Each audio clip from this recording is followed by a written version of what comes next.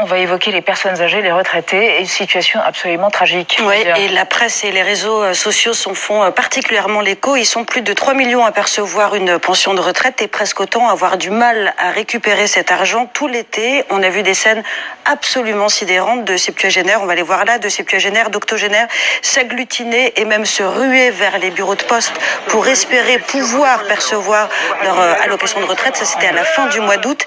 Il y a également deux images qui sont très éloquentes. Celle d'un vieux monsieur qui n'a pas hésité à escalader, on voit là encore les grilles d'un bureau de poste et dans la ville de Tiaret après des jours de retard de versement. Vous parliez de l'humour algérien, il a été surnommé Batman sur les réseaux sociaux, mais beaucoup plus tragique, là c'était à Tlemcen.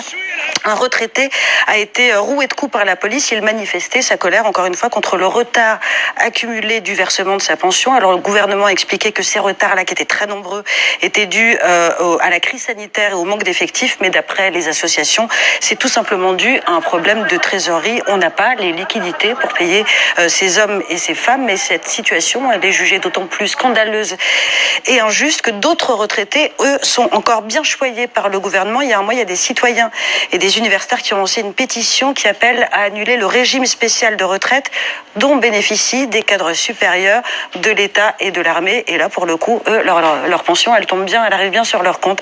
Myriam Amellal, on peut ajouter à ça le chômage, la dégradation du pouvoir d'achat, des conditions de vie. Il y a une bombe sociale qui risque d'exploser quand on voit ces images-là qui sont tout simplement écœurantes, quand on voit ces vieilles personnes comme ça dans cette situation. Absolument. Et il n'y a pas que les personnes âgées, il y a eu aussi des jeunes qui ne pouvaient pas percevoir leur salaire, des médecins d'ailleurs, qui travaillent durement dans les hôpitaux, qui ne pouvaient pas percevoir leur salaire et qui ont du mal à joindre les deux bouts. La situation économique est désastreuse et ça on le sait depuis le début du Hirak. D'ailleurs c'était déjà le cas, ça commençait déjà. La crise sanitaire a un petit peu figé les choses, c'est-à-dire qu'on ne sait pas trop ce qui se passe.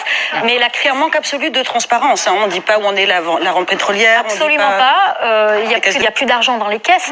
C'était le cas il y a quelques années à l'époque Bouteflika parce que le prix du baril était très élevé. Mais depuis la chute du prix du baril, il n'y a plus d'argent. C'est pas plus